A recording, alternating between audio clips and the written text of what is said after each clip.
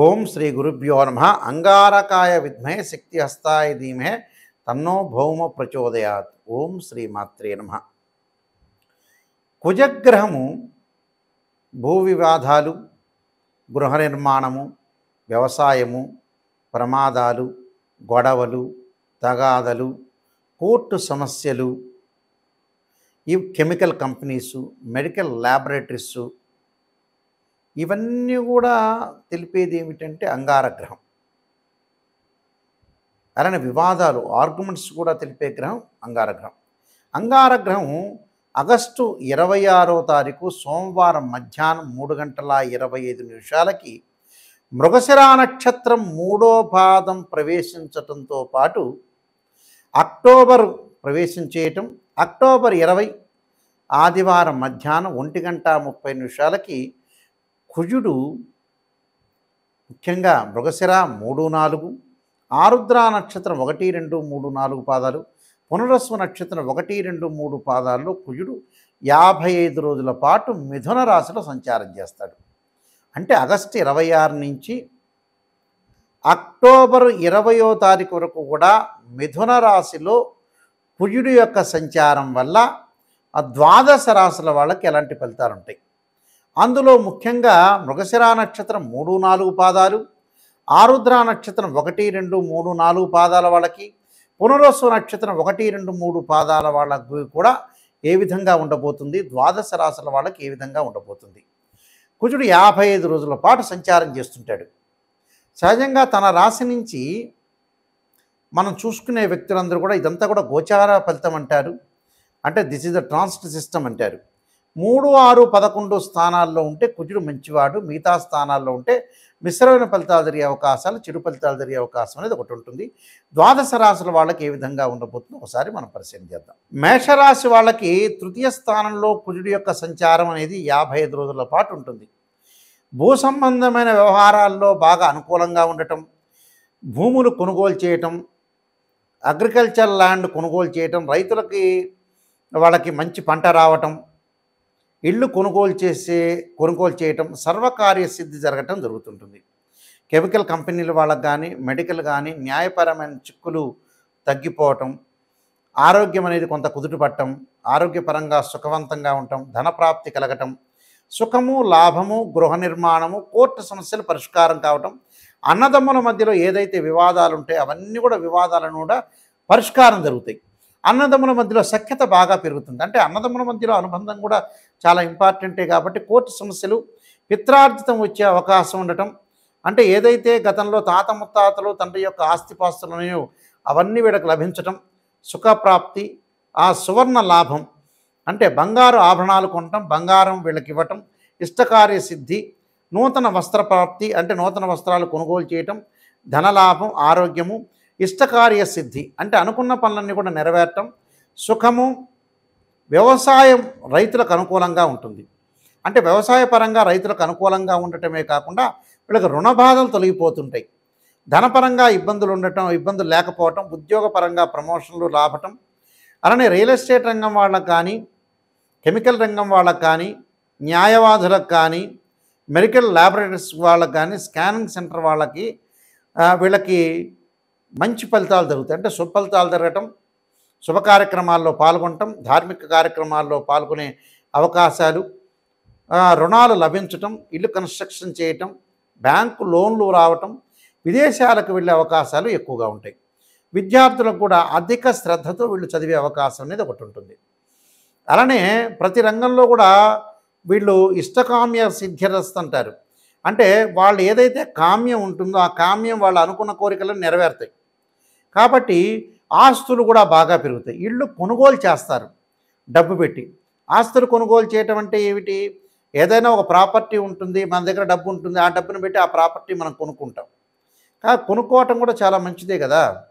అంటే ఇవన్నీ వాళ్ళకి జరుగుతూ ఉంటాయి, లాభం జరుగుతూ ఉంటుంది. నూతన వస్త్రాలు కొనుగోలు చేస్తారు, ఒక ఇంటి మీద మరొక ఇంటిని నిర్మించటం, వ్యవసాయ భూమి కొనుగోలు, విదేశాలకు ప్రయాణాలు చేయటం. ప్రయాణం చేసేటప్పుడు కూడా లాభాలు కలుగుతాయి వీళ్ళకి. ఎవరో ఒక ట్రైన్లో కానీ, మనం బస్సులో కానీ వెళ్తుంటాం, లేదా కారులో వెళ్తుంటాం, ఒక హోటల్లో ఆగుతారు, రకరకాలుగా వాళ్ళలో ఒక మంచి వ్యక్తుల ద్వారా కూడా పరిచయాలు బాగా పెరుగుతాయి. ఆ పరిచయం అనేది నూతన వ్యాపారానికి దారితీస్తుంది.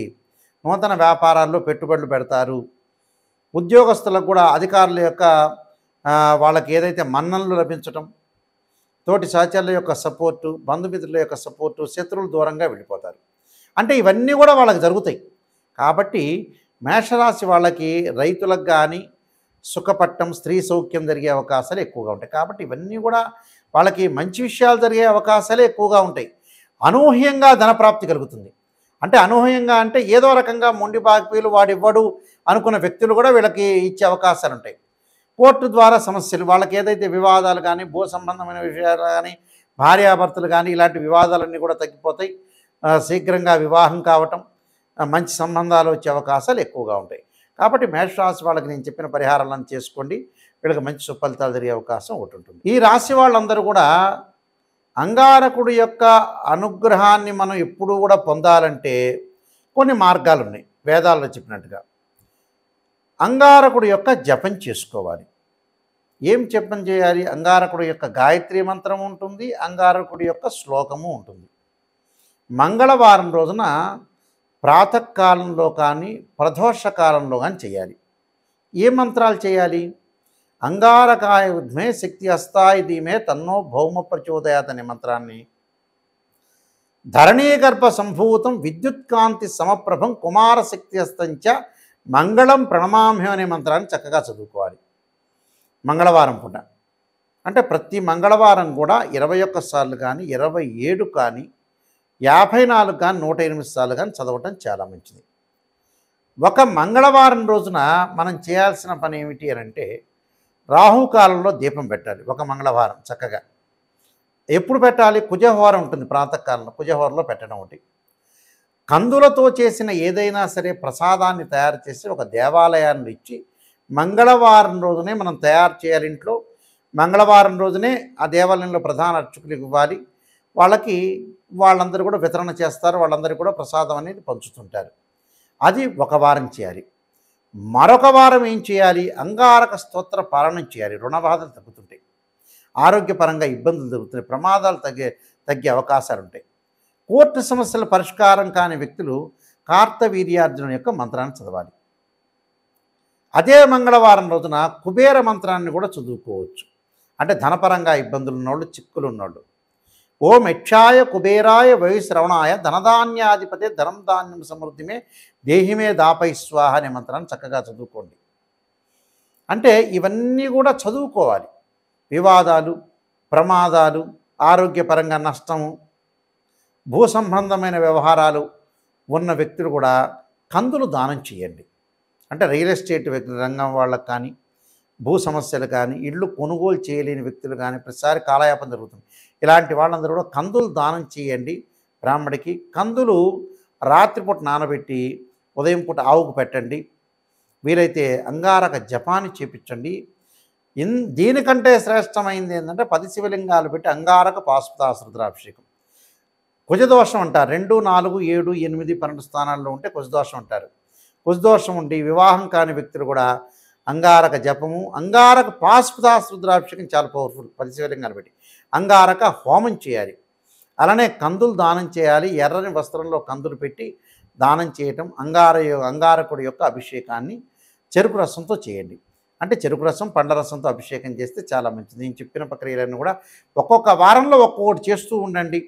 ఎందుకంటే మనకి 55 రోజుల కాలంలో చాలా మంగళవారాలు వస్తాయి కాబట్టి అప్పుడు చెయ్యండి. చేస్తే చాలా మంచి జరిగే అవకాశాలు ఉంటాయి. సహజంగా కుజుడు 45 రోజుల పాటే ఉంటాడు. ఈసారి ఏంటంటే ఒక రకంగా ఒక 55 రోజుల కాలం పాటు కుజుడు ఉంటాడు కాబట్టి మనం చక్కగా అంగారకుడి యొక్క ప్రార్థన చేస్తే మనకి అన్ని మంచి జరిగే అవకాశం ఒకటి ఉంటుంది.